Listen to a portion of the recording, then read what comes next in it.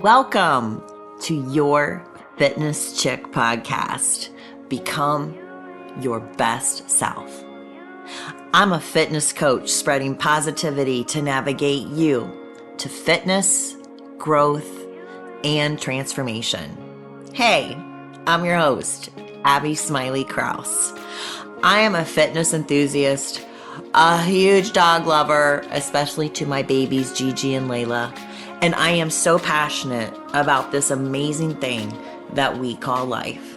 In this podcast, I'll be covering topics to improve your fitness, mindset, and well-being. Topics such as longevity, meal prepping, overcoming mindset obstacles, nutrition, and of course, everyone's favorite, weight loss.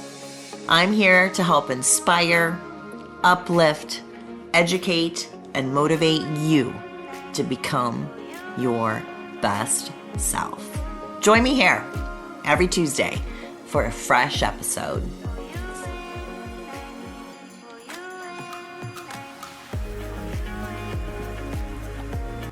Welcome to the Your Fitness Chick podcast. Become your best self. I'm your fitness chick and host, Abby Smiley Krause, and I'm excited to bring you a new fresh episode perfect for the month of January, because we know January is the month of new beginnings, fresh starts, all kinds of resolutions. And so I have felt very strongly for a really long time that how we can reach all of those things is starting with the right mindset.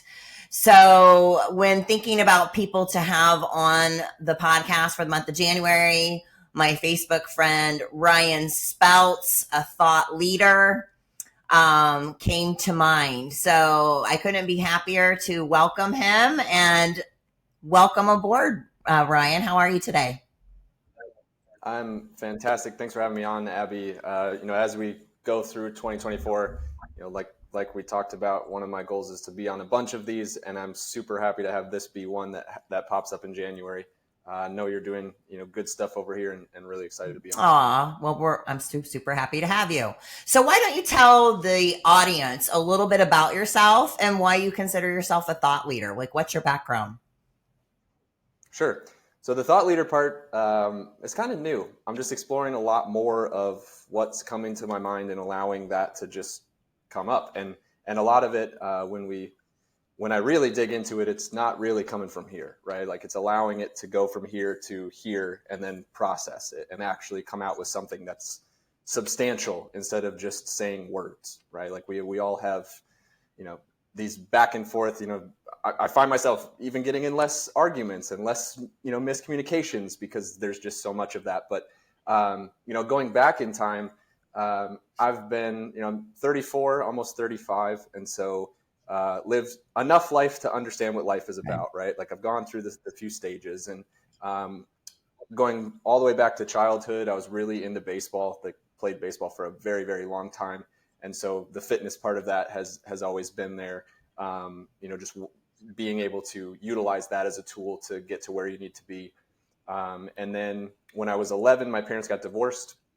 And then that created, its own set of problems at that time in my life of like really trying to figure out who I was becoming, and then being back and forth between parents' houses and trying to figure that all out. And, two families that loose lips on the outside that just say all of these things and all that stuff, So, I really look up to my mom and dad in that regard of how well they kept it all together. And now they're like, they're not, I'm not saying they're best friends, but they get along well enough to be able to coexist in life and in our lives with me and my brother. And so that's been nice. But coming up from that, high school, I was always kind of that kid that things just came easy to. In school, like grades were easy, everything was really easy. And like, I know people hate when I say that, but it's just like me looking back and going, that's the truth. And so I didn't really learn the work ethic, or that I recognized that I needed the work ethic until I got to college and things weren't easy anymore. And throughout all of that time frame, really, I kind of think of the timing of the divorce kind of led me to want to fit in, and I never did. And it was because things came easy. Like I was good at sports, I was good at school, and like people would, kind of put me down to bring me back down. And that's how I viewed it, was like I was less than, instead of recognizing I was more Right. than. And I was bound for more things, right? And so a lot of people that I've followed say the same thing. Like they were going through this life, like trying to fit in, when really that was just them like minimizing themselves to be in that group of people instead of allowing themselves to be Right. outward. And so through my 20s, I didn't drink in high school at all, really. I think I drank one time. And then I went to college and I got drunk 3 times in the first weekend. And then the rest was history for the 10 years, right? Like, it was like, that was my way. I fit in, right? Like I could go out and we were all doing the same thing, and I could talk to people, and like my extroverted side, comfortable side came out because all those inhibitions were gone. And really, like, that's what was the easy way to do it for me. So I did that for quite a long time. I think like 12 or 13 years. And then in 2021, I just kind of hit the end, and I was like, this is not serving me anymore. And, there's a lot of things that led up to that. It's not just like I woke up one morning and was like, hey, let's do this. But your life was having some challenges because of it. Absolutely. Yes. And it took me a long time to recognize that was the reason behind all of it, right? You try to solve everything up here when there's something below, and the foundation just keeps crumbling. So May of 24 or late April of 24, decided to get sober, and it's the best decision I've ever made. And so we're at 2.5 years now. Wait, so April of 2022? I'm sorry, April of 2021. Okay. Yep. So coming up to 3 years in April this year. Yeah. So that was, the best, like I said, the best decision I've ever made. It allowed a lot of the clarity to come up. And that's why I say the thought leader thing is kind of new, because a lot of what happens when you get sober is you have to think about a lot of stuff. Feel a lot of because things all too. that stuff. Right. Yeah. And the feeling aspect. Yeah. And so, I kind of utilized that time to really, like, unknowingly to myself until recently, allow myself to process a lot of that stuff. And that gave me the practice of being able to just, like, anything that comes in, I can take it down there with me and go, if you're going to survive, you got to be able to survive this, and then bring it back up. And if it's still there, then it's still there. And if it's gone, it's gone. And it wasn't meant for me. So, it took like I said, it took a long time to get there, and, there's still work to be done for sure. But that's really where the thought leader piece comes in, is being able to pull that stuff in. And even, like stuff, Jordan Peterson, sometimes it sounds like he's talking in circles, right? Like, and being able to internalize some of what he's saying and process it, and then be able to communicate it in a way that other people can understand it. Like, that's kind of the task I've taken on myself, is being able to communicate that aspect. Well, I love that. And I didn't realize we have so much in common. It's like you're the male version of me, because growing up, I was the same way. I never had to study. I made straight A's. I was the best at everything because I did put a lot of pressure on myself to be the best, but it kind of naturally came. So, and I don't mean that egotistically, but it was just the way that it was. And a lot of it was my mindset and the pressure I put on myself. And I was a good girl in high school too. I drank one time in high school, and my parents were very strict. My parents stayed married, but they were on me. And so when I went to college, the shit hit the fan because I was like, oh my God, I can do whatever I want. Nobody's going to know. And I started partying. I actually had a traumatic event happen, and I used alcohol as my coping mechanism. And I did that for a long time. I went through bouts where I would have spells of not doing it, and then I would get sucked back into it. And ironically, a couple years ago, I had another traumatic event happen, and had been falling back into those really bad patterns. My dad had passed away, and I had a divorce and all this stuff. So I was using alcohol to escape, like a lot of people do. And I didn't realize how many people do it, because you live with, I think you're going to identify when I say this, you have almost a shame about it. Like when you wake up the next day and you're like, I just made a complete ass out of myself in front of all these people, and Lord knows what I did. And just the guilt of that, you felt like shit. You knew your higher self is telling you, girl or boy, what are you doing? This is not what you're supposed to be doing. You're meant for greatness. And so a couple years ago, I had an event happen and it kind of snapped me awake. I got out of a really bad relationship, and that's when I I still drink sometimes, but not like that. I don't drink to escape my life. I will partake, in a couple cocktails with friends or whatever. But it is something really different when you are not drinking and you're feeling your pain, you're healing through stuff that most people will go their whole life and they don't do it because it's an easy way out. It's common. It's when you mentioned that you didn't recognize how many people are doing it, those people don't recognize they're doing it most of the time because they're not willing to sit there and recognize, or they're not at the point where they feel they have. I think a lot of people do recognize it. They're bullshitting themselves though. They don't want to have that. Well, and there's that layer, right? Like they cover it up, and then they've covered it up for so long that they don't even know that the cover's And there. because it's so normalized now, like everything in America revolves around food and alcohol, right? All holidays, all parties, all events. I've had a bad day. Let's get the wine out. Or, hey, it's somebody's birthday. Let's get the wine out. It's a celebration, and then also to cope with bad days. Yeah. And that was one of the realizations I had at that point too, was, I got married 5 years ago and we went to this amazing resort and we were there for a week.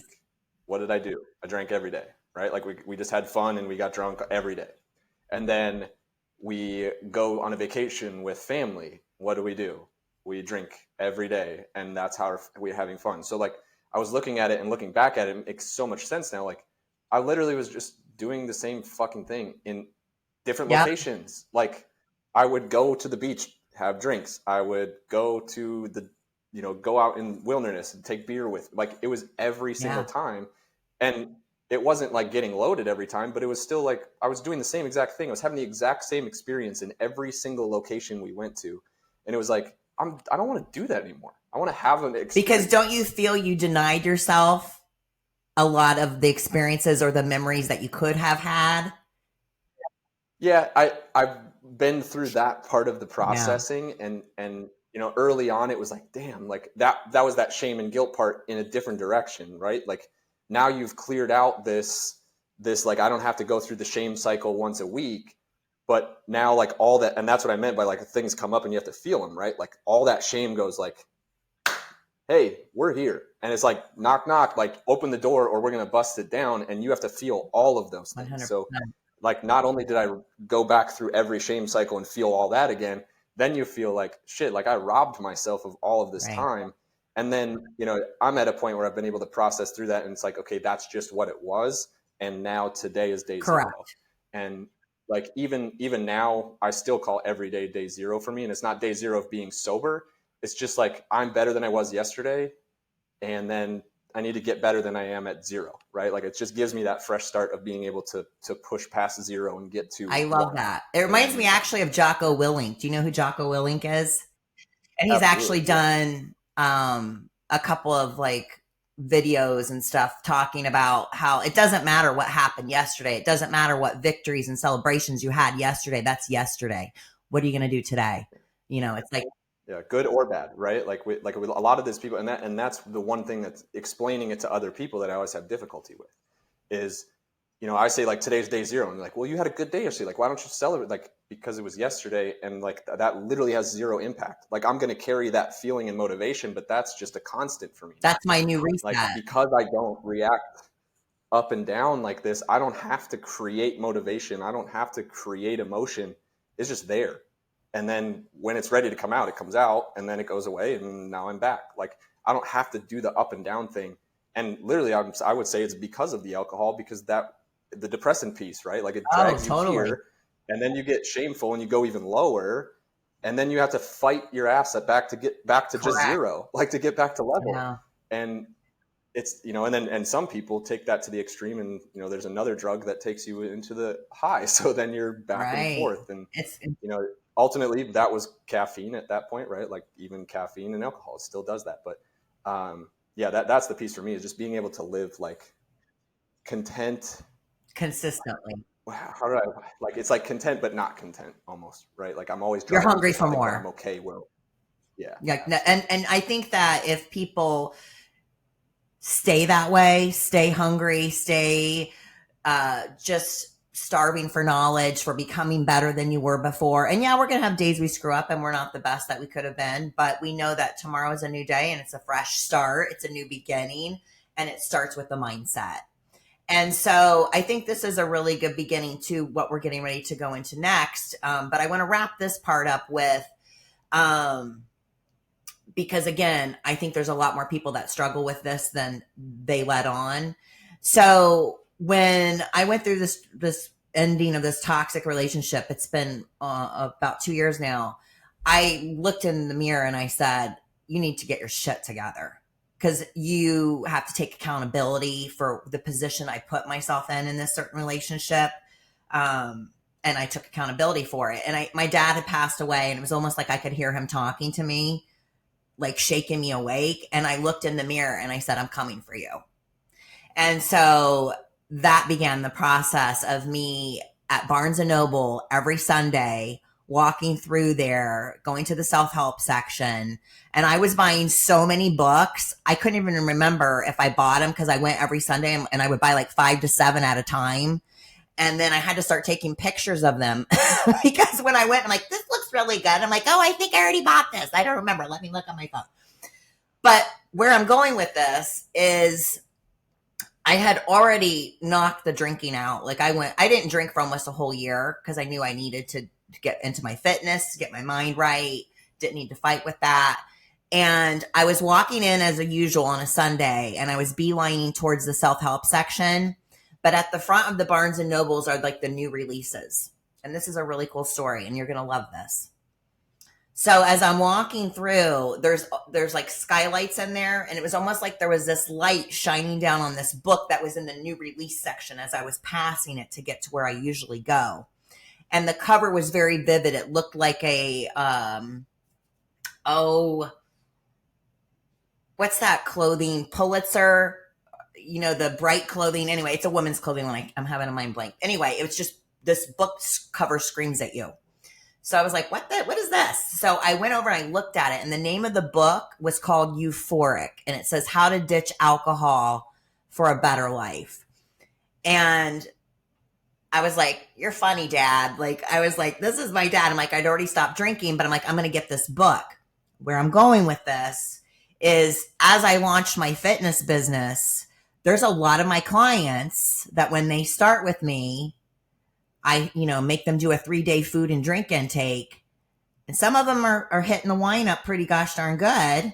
And I said, "Listen, you need to stop drinking for 90 days while we're doing this first 90 days of the fitness program." And some of them are like, "Are you, what?" And I'm like, "If you can't stop for 90 days, you might want to call Dr. Phil." But this is the book I want you to read because it's such a great book. So it talks about all these wonderful things. So it's a really good book. It's geared towards women, but men could benefit from it too.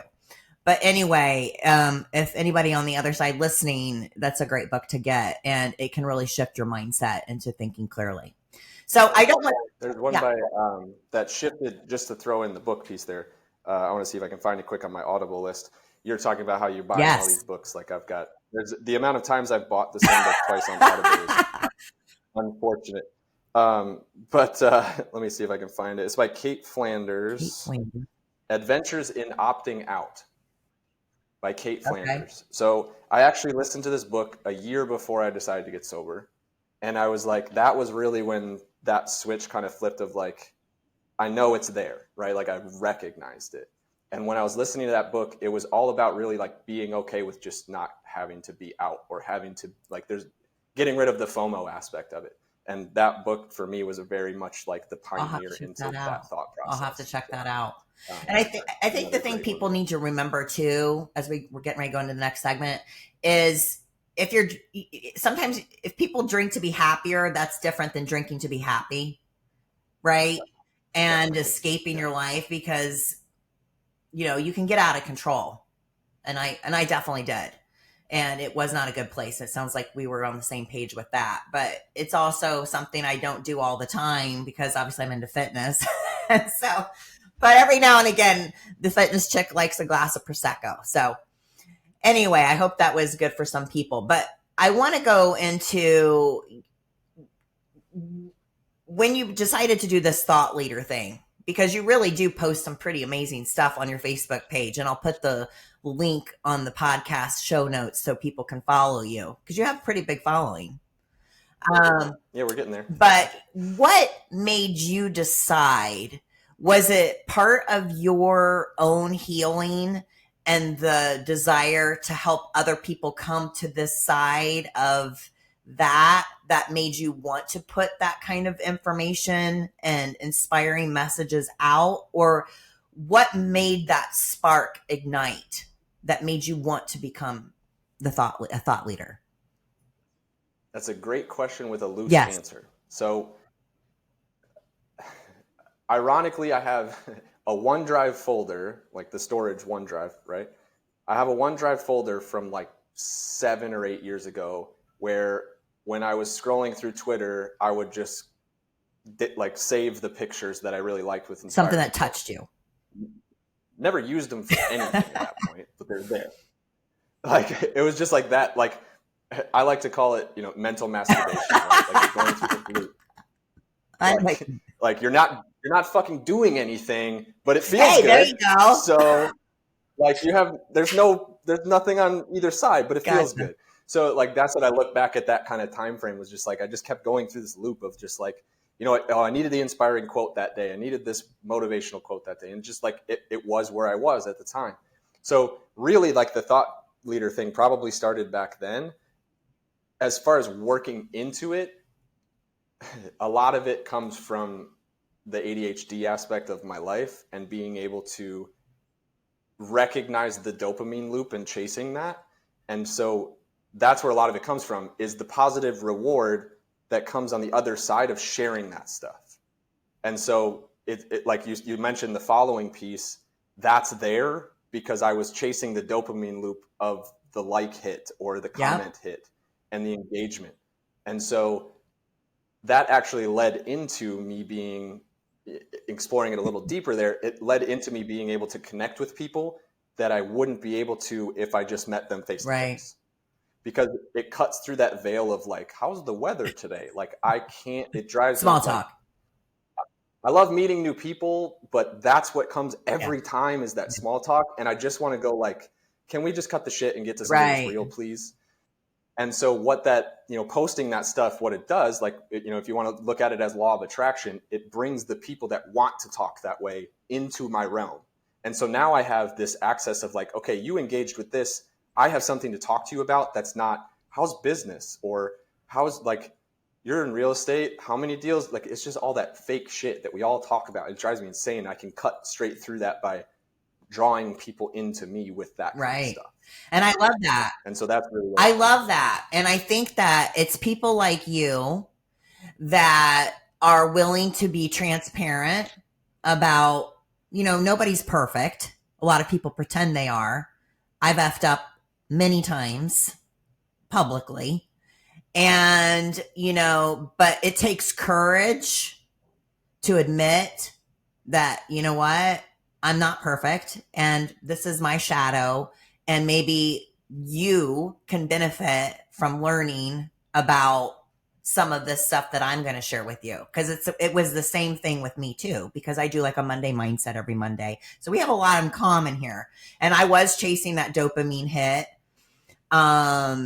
with getting likes and followers because it did excite me. Because when you've been in a dark place where you've struggled with your life, with alcohol and with depression and all this stuff, and when you get out of it and you have hope and you're like, my life's on fire now, you get so excited about that dopamine that you want everybody to feel that way. Right? Yeah. And that's really, I'm sure you've seen recently posting quite a bit about Reconnect, which is Real Estate Connect. So I feel like there's a huge disconnect in the because you're part of the real estate. We haven't mentioned that yet, but you're. Yeah. Well, yeah. So there's like it's that piece of it though. It's that connection piece.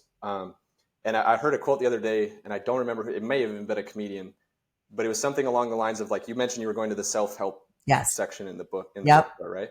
If we would call it group health, more people would I buy the agree. books, because they think they have to do it on their own. And that's really where a lot of this comes from, is like, I was recognizing these people that were super successful in the public eye that have been sober for 25 years. And it's like, okay, well, they can do it. I can do it. And so then that's really just me modeling that aspect of, that's where the vulnerability comes from. It's like, they were vulnerable enough to tell you that they had a problem and they cut it. So why can't I do that and have the same response and get somebody, one person, to say, thank you for doing that? And that's all it's right. And I love that. And it does take mental grit and discipline to fight through some of that. So I think that that's really important. But I think we're almost in, and I've mentioned this in previous podcasts before, I don't want to call it necessarily a cultural movement, but more people are allowing the shame game to happen transparently, right?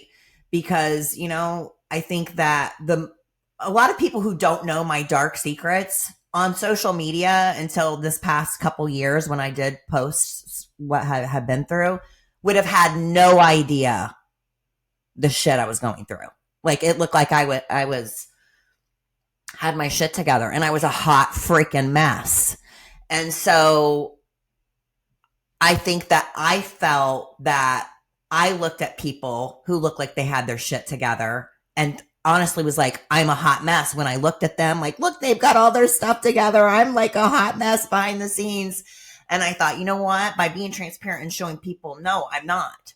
I'm a effing mess sometimes. And I know that you probably are too. And it's okay. But you do have to take some accountability if you want to cross over the other side and do some work and read books and read positive memes, follow positive influencers and thought leaders like you. Yeah, it's just never stop that never stop learning piece. And in regards to the, you know, the negative pieces, like, I've almost recognized that, like, I'm not invincible to it, but I'm invincible to it, because I can feel it and learn from it so much faster, because I'm willing to actually feel it. And so, like, a lot of times, and I've done it in the past, right? Like, you cry at a funeral, but you don't feel it. You're just crying because that's the environment you're in, and you go home and then you never deal with that problem. The grief. Right? Yes, like, you never allow yourself to actually feel it. And this past year, my grandma passed away in July. Sorry. I've had all 4 of my grandparents until this one. So it's like my first first real major loss in a family member. And the position I was in was able to, like, I was literally able to go there, feel it. I had to, or I was chosen to do one of the readings in front of church. And I'm thinking, like, I am going to fucking lose my mind. This is going to be awful, right? And, you know, they chose me obviously for this reason of being able to speak in front of people and stuff like that. And I just remember, like, I developed a coping strategy while I was on stage. And it was like, I was so impressed with myself at that point, you know, and I'll brag about it, you know, for a little bit here, but like, the podium had 2 arms. So I put my hands on top of the arms, and I felt myself kind of going into that, like, ooh, I'm really feeling this. And this is going to be really tough for me. And I just pushed my hands flat. And, like, that was my release of, like, okay, I can get through this and be able to, like, I'm still feeling it, but I'm able to present for other people, because this is so important for other people. That was your anchor. Yeah, it was so amazing for me, like, to recognize how far I'd come, right? Like, in the past, it would have just been like, I'm going to be a blubbering mess, and that's just what it's going to be. And just being able to make it, and, you know, it's only a minute long, but just knowing that, and those coping mechanisms of feeling it, I was able to get through it so much better. And just the skill set that comes out from that was just, it's a lot of fun to learn. It's pretty amazing, because I think that too, that when you learn that you want peace also, like when your soul has been in turmoil for so long, and when you find that little sneaky piece of peace, and then you grasp it, and then you'll do anything to keep it. And that's why also you learn not only better coping mechanisms, but you also learn not to be reactive as much, right?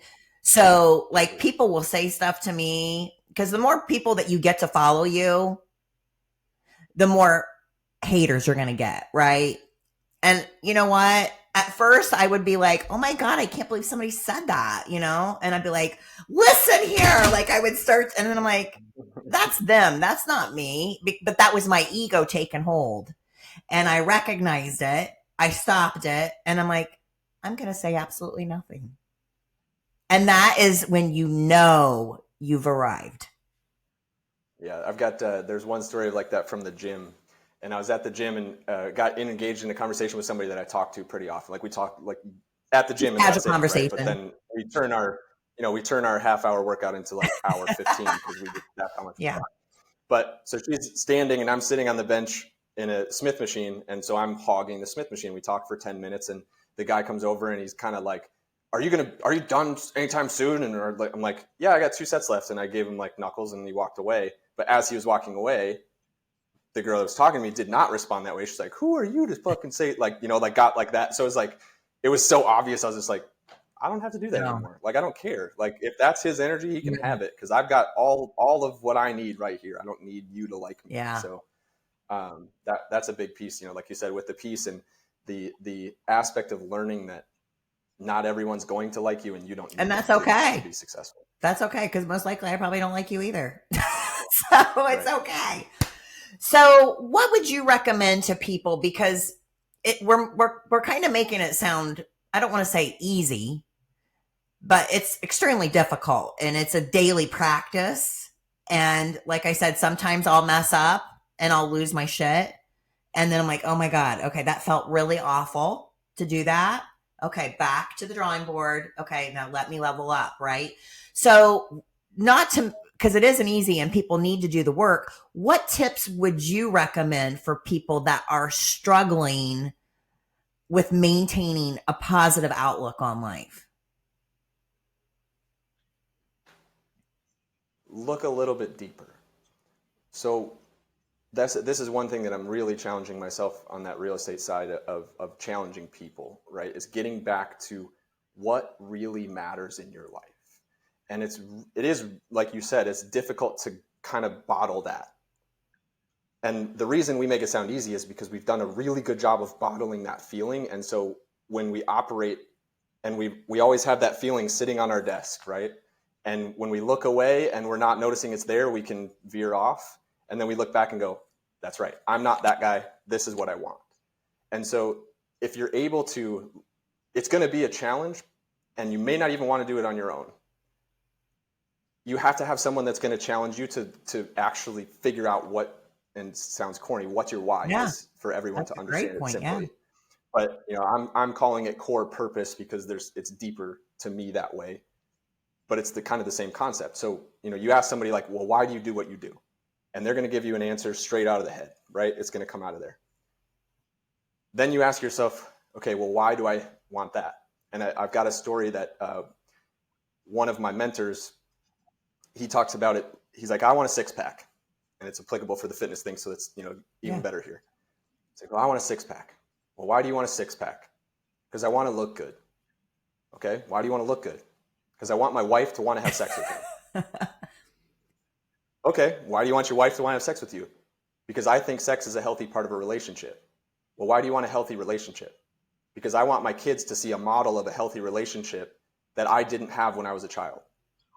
So I want a 6-pack I want to model a healthy relationship for my family. You're peeling it down. And that's only 4 levels. Yeah. Like once you can go down, like I challenge people to go 7. I love that.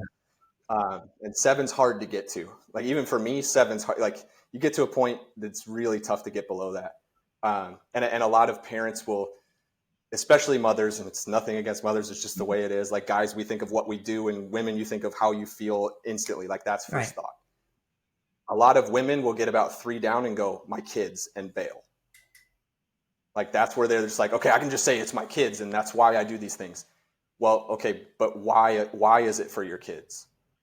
Because you can say you're doing anything for I'm going out and having fun, so I'm not cranky with my kids. Okay, well, you're going to go out and have 6 beers. That doesn't serve your kids on the other side, right? So, that's where I challenge a lot of parents, especially, even go farther than just the kids. Like there's more to it than just that, right?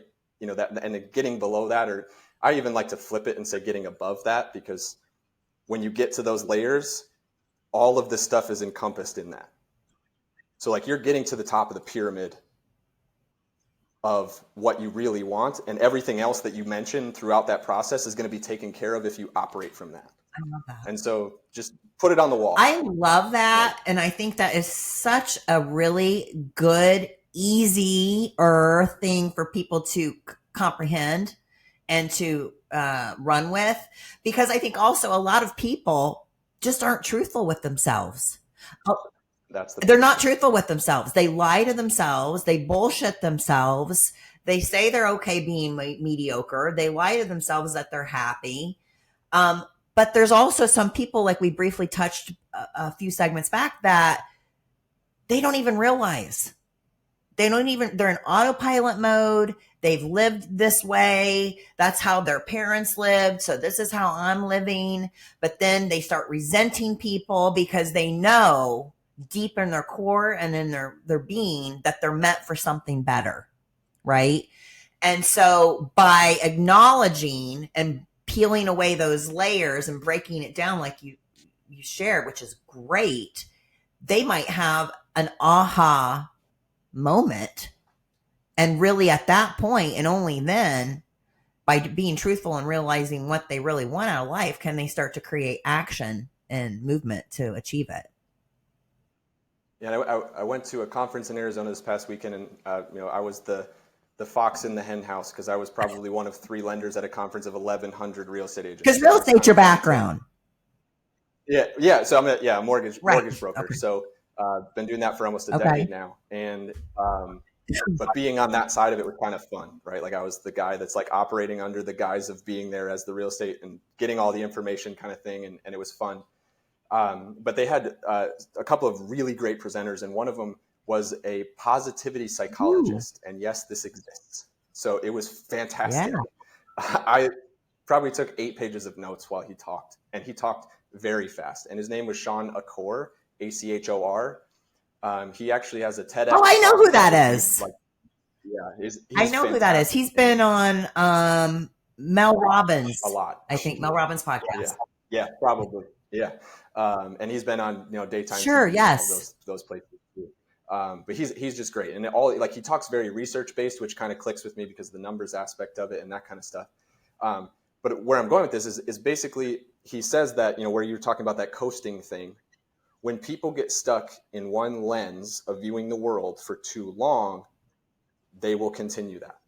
It's very hard to break it because they don't even know it's there. So these lenses that we're viewing our lives through, you have to find a way to find a positive one and just put it over, and whatever happens, happens. And it's not irrational positivity or irrational optimism. It's not like sunshine and rainbows, but it's like when something fucked up happens, you're able to go, okay, what's to learn and how do I get through it? And he goes on to say, if you can't do it for yourself, right? Like if you can't, because that's really where people get stuck. It's like, I don't know how to improve myself. Try to improve people around you. Like if you can't do it for yourself, if there's somebody sitting next to you that you can look over and just smile, like literally that's all you got to do. Show your teeth to that person, and the mirror neurons in our brain will literally make that person smile, unless they're cold, right? Unless they're ready for it and they're just like, I'm not smiling. Like it's like the yawning effect. I was getting ready that's to what say it that. is. It's mirror neurons in your brain. So it's the same concept. Like these muscles trigger something in your brain, but by me just smiling at you, your brain smiled. Even though you didn't physically smile on your face, your brain did. So now you've literally tweaked that person's positivity up a notch, and they don't even know that it happened. And you can feel me getting excited about it because of the way that he explained it. And so one of the techniques that he said was very easy to do, take 2 minutes in the morning and send like a 2-minute text or email to somebody that's in your life. That's like a positive, like, I appreciate this about you. And by just doing that, he said after 6 to 9 months of doing this every day, which is difficult to do because you start running out of people and you got to mix and match and that kind of stuff. Like he said, like day 8, you're like scrambling because you realize how many weak connections you have in your life. And you're like, I can't text that person this random thing. Like, it's going to be crazy. Text them, send it. But he says after 6 to 9 months, the effect in your brain is as strong as any of the top antidepressants. I believe that.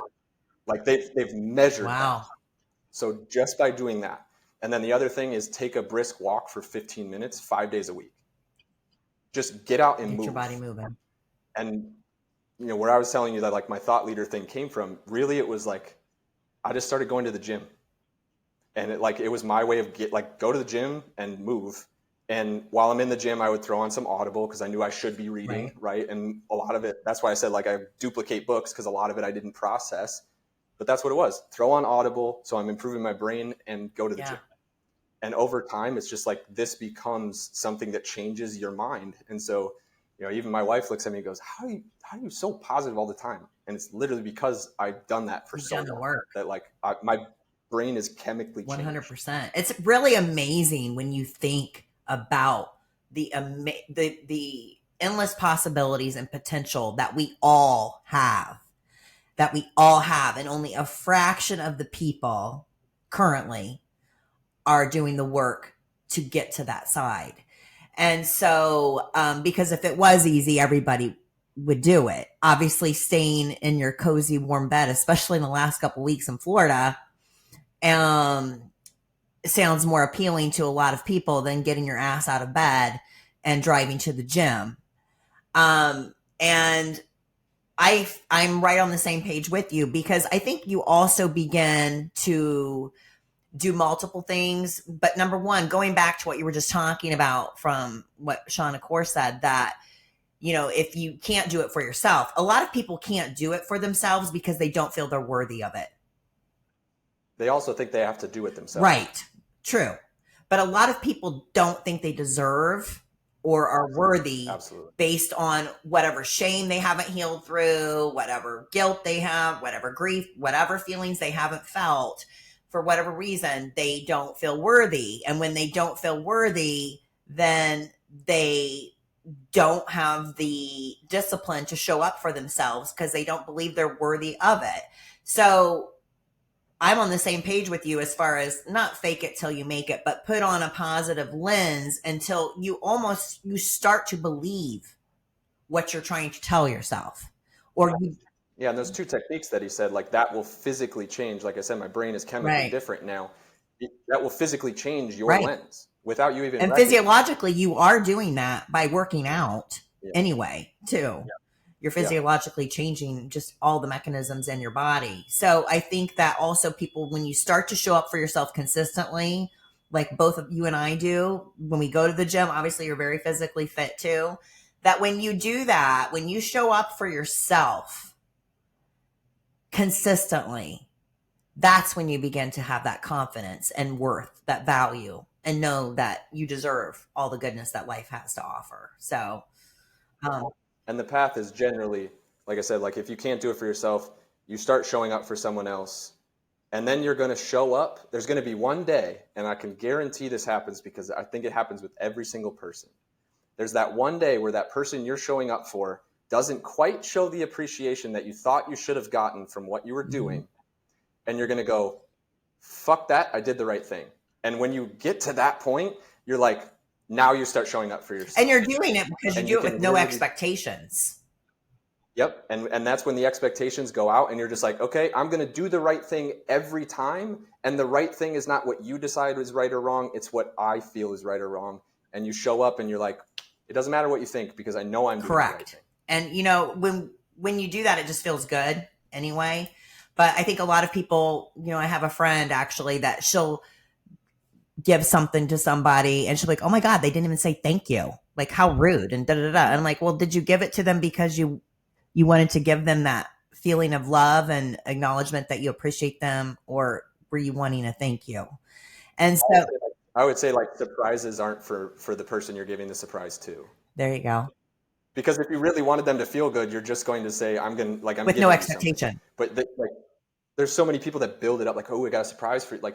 That's all for the person that's saying they have the surprise. That's for right. The person, because it's ooh, I get to hold, it's the ego thing. It builds them up without them even recognizing it. And a lot of people don't even realize that they're doing that. Yeah, it's pretty There was a situation revolving around my wedding that really Oh, popped up in weddings my will brain. do that. Yeah, well, and like they were telling me they weren't coming, and then they were like, I got upset about it because they were somebody I expected to be there, They and so surprised I me. just like put my feelings out, and they're like, oh, we were on our way. I'm like, really? Fuck you. Like, why did that happen? Like, why did we do that? If you would have just said you were coming, none of this situation happens. And then they didn't come, so it all ended up being spiraling. Weddings are, So these small things, right? it's kind of funny. When my sister was getting married, she was dealing with so much shit from everybody. Like, oh, like we were raised Christian. She was marrying somebody who was Catholic. Like, that was a big deal. And somebody was like, you can't play that song. It sounds like a Catholic song. And I'm like, that's why Abby eloped in Vegas. Because I was like, I'm not dealing with any of this shit. But yeah, the ego is something that a lot of people, they don't have any idea what it is. I didn't until probably about, I would say 10, 15 years ago, when I was doing some soul searching, and I read a book by Gary Zukav called The Seat of the Soul. I don't know if you've ever read that book. It's an amazing book. But really just goes through the ego aspect of everything. And, they kind of say ego stands for edging God out. But it makes you realize a lot of things when you acknowledge the ego shadow self, and it allows you to become more powerful and channel your energy into the goodness, into your higher self, and pull yourself out a lot better than staying anchored in. And when you get there and you start talking about that piece, it's amazing the people that will call you egotistical because you have that representation of yourself. Like, it's like, that's not where it's coming from, friend. Like, I want you to be right next to me. Like, this is not me putting you down. This is me just being where I'm at. And like, it's so crazy the amount of people that do that. Like, they'll just try to drag, it's the crabs in the bucket, right? Try to drag. And I don't want to say I feel sorry for them, because that would, I think, be belittling to people.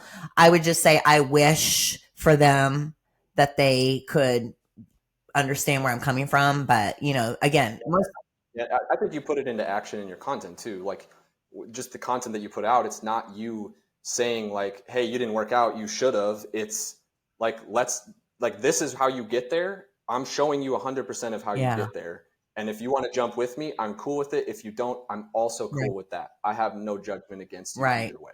But you can't, on the other side, don't come to me with those fucking complaints if you're not willing to do it. If you're not willing to do the work. Like, that's where, like, because I've got my mindset over here. I'm not letting that chirping come in.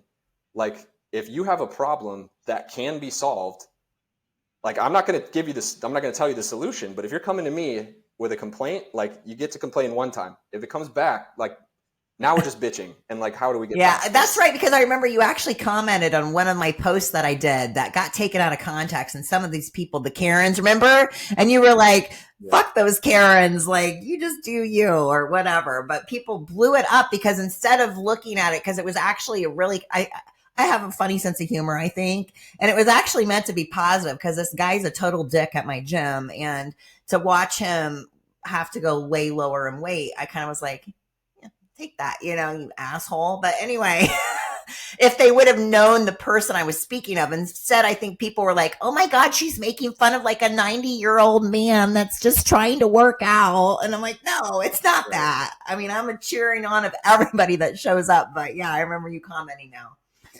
But people like to just find the negative. Some people just like to find the negative in anything. It is. And you have to get comfortable being uncomfortable if you want to succeed in this lifetime. So that's, if I'm saying the biggest challenge, just one more point on that. The biggest challenge I have is with that. So a lot of times when we go back into older environments, people expect you to be the same person despite, like, I live 2,000 miles from my family, right? Like, they live in Minnesota and I live in Florida now. And so when I go back, a lot of them expect me to engage the exact same way that I did before. And so even with the drinking, oh, you're too good because you don't drink anymore. Like, I get that all the time. Or I did. I don't anymore because I just don't need the bullshit anymore. And I just stand up to it. I'm like, if that's what you think, then yeah, that's what it is. And like, just, okay, if you want to think that, you can have your world that thinks that. Mine's not. Right. And it doesn't affect me either way. Exactly. Like, I'm going home and I'm going to be just as successful whether you think I am or not. It just doesn't. And that's such a good feeling. So if you could pick just 3 things, Ryan, just 3, what are the top 3 things, tips that you would give to listeners to help them become their best selves? Try everything that you want to. Okay. This is one of the things, especially with the ADHD mindset of, like I was telling you, that chasing the dopamine thing. Today, I've done yard work. I put up grab bars in the bathroom because I'm actually at my rental property right now, so I'm being a landlord today. And I've done yard work. I've set up a grab bar, and then I built this like standing desk while I'm here so that I have this view.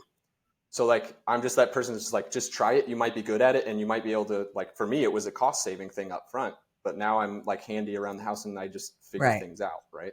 So allow yourself to be exploratory. Okay.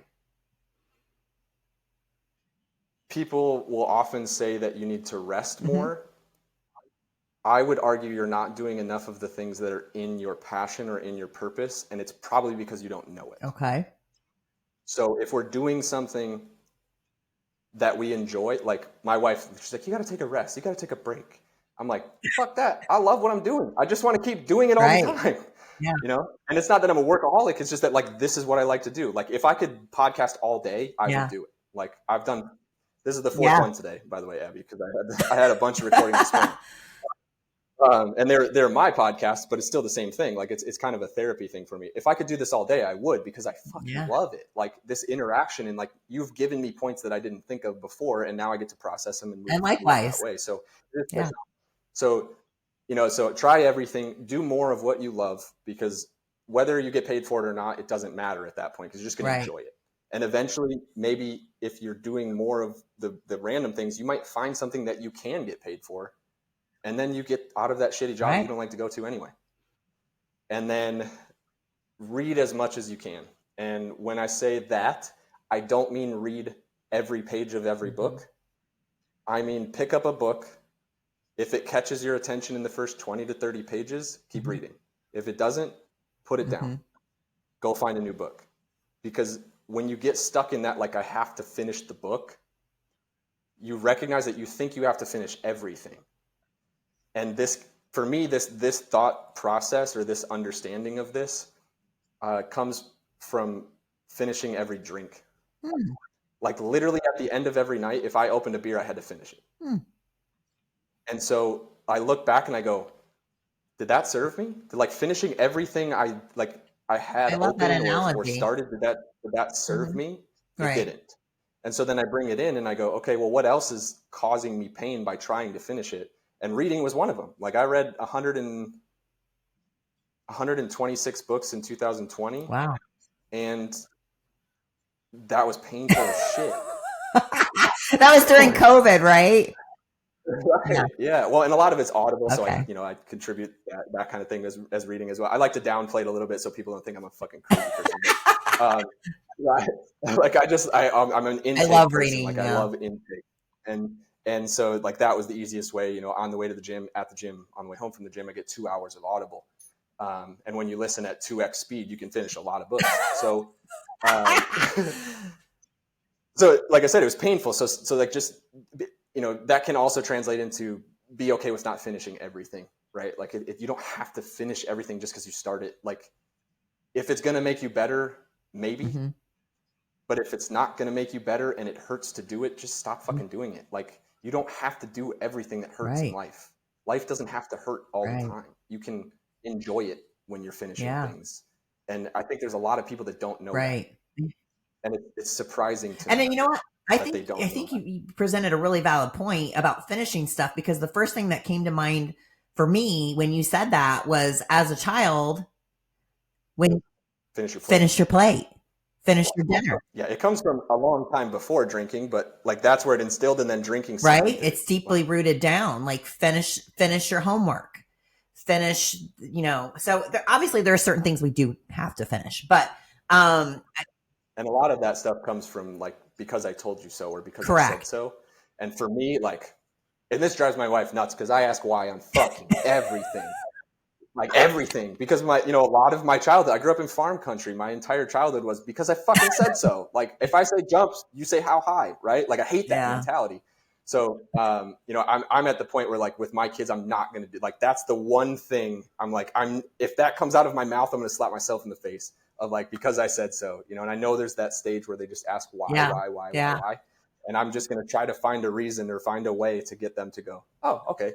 And like, I'll go to war with it. But, you know, like that's the one thing. So like with that as a backdrop, you know, you don't have to finish everything, and there's a reason for everything, good or bad, and there's something to learn from that. I love those 3 tips. I think those are really valid. I think those are easy to do. And I think and again, I think like they're all easily applicable. Like you can easily start doing all 3 of those things right now. Like you don't have to prepare for them. You can just immediately start acknowledging the things that aren't working for you. Like that's the thing. You have to have a come to Jesus meeting with yourself and go. Yeah. And the starter point for me is just do it once. Yeah. So because the first time is painful. Yeah. Like after I finished those books, right? Like now I've set for myself, I read 12 books in 2021. Mm-hmm. Because I came from reading 126 to where I was forcing myself to finish every fucking book just so I could screenshot it and put it on social media of like, finish another one.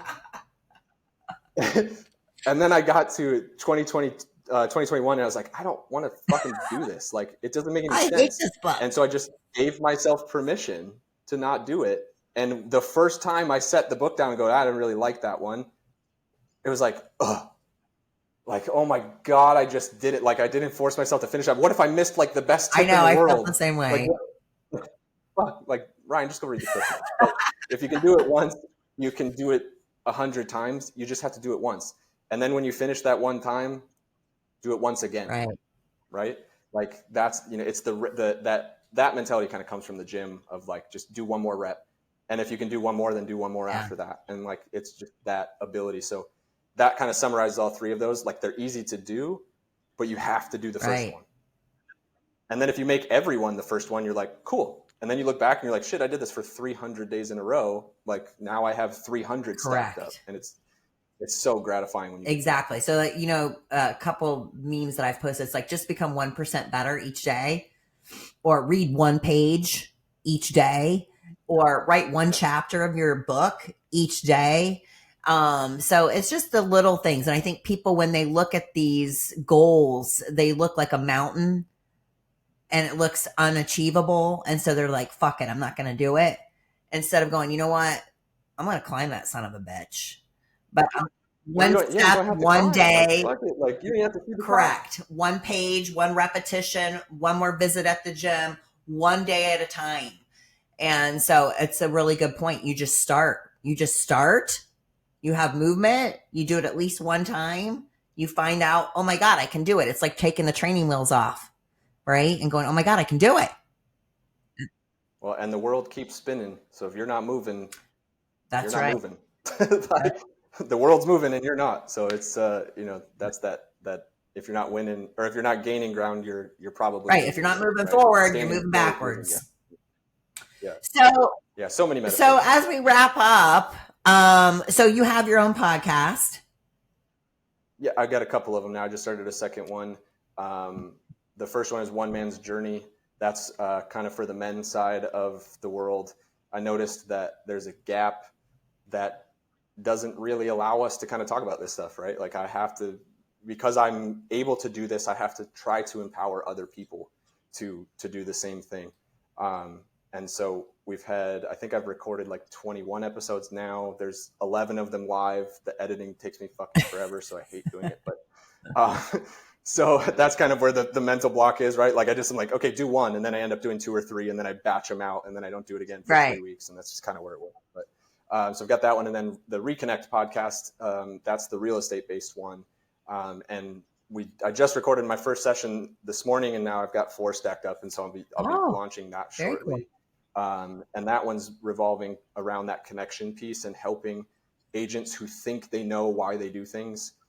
Because we always see in real estate, like if you're looking at any realtor page, that you can tell they kind of don't really know where they're operating from. They're going to go, oh, I do all my work for my buyers. Fuck that. You don't. Like, come on. Like, call me if you need real estate. Like, fuck that. Like, let's operate from a place of core, right? Like, get past that small talk stuff. And so like, that's really the drive for me, is to reignite people to recognize it's not a zero-sum game. It's okay to connect with other people in the industry. And we don't like the lender realtor battle for me is a wall that I'm like tasked myself with kind of breaking down a bit. And so if people are in the industry, they understand what I'm saying.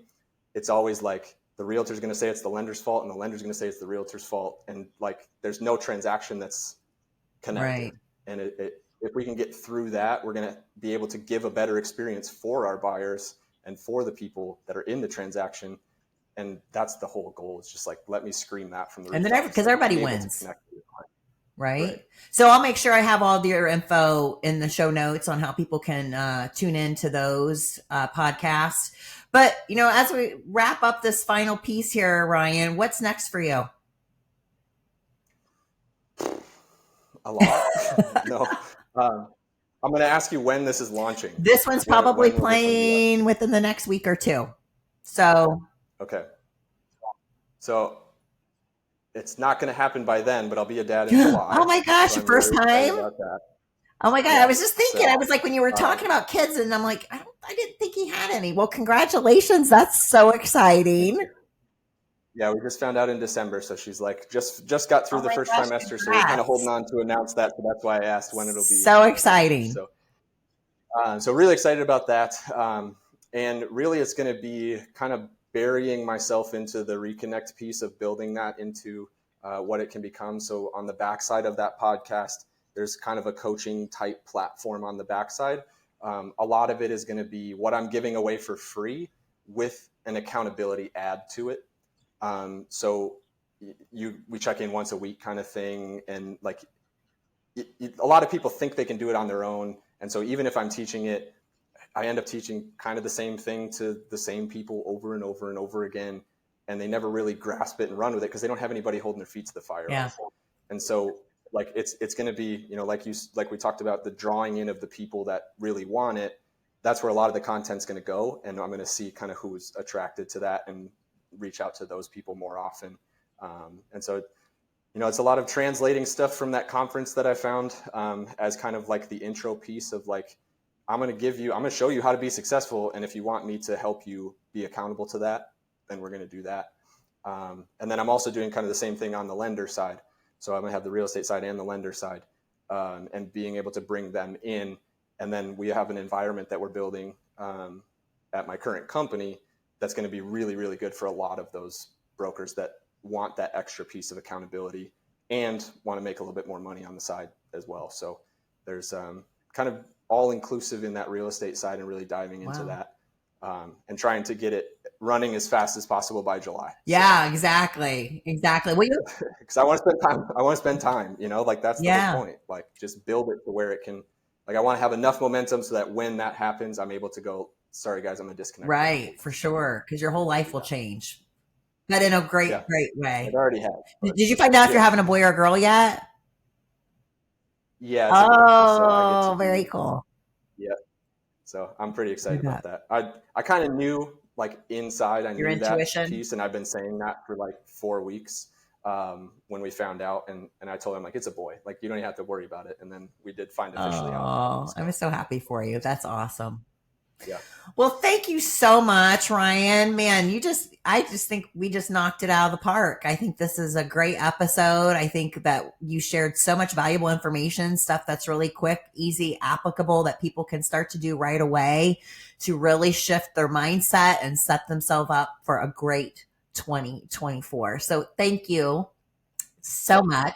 Yeah, thanks for having me on again. Like I said, it's nice to connect with people that have similar mindset and can kind of explore those thought process. 100%. So, hopefully somebody on the other side got something. And if you need anything from me, explanations, or like I said, the accountability piece, I'm really happy to do that. And so, reach out, follow, whatever. Awesome. I'll be sure to have all your info in the show notes. Thank you so much, Ryan. So thank you so much for tuning in to this episode of the Your Fitness Chick podcast. As always, I am here to inspire, uplift, educate, and motivate you to become your best self. Hey, it's Abby, your fitness chick. Thanks for checking out today's episode. With your continued support, I can keep creating inspiring episodes just like this one. So be sure to hit that like and subscribe button. To stay motivated all week long, be sure to follow me on all my social media platforms. The links for those can be found in the show notes. Check out my website by visiting www.yourfitnesschick.com. And I'd like to thank my production company, Coraggio Media, but most of all you, my listeners, for helping to inspire me each and every day. I'll see you on the next episode.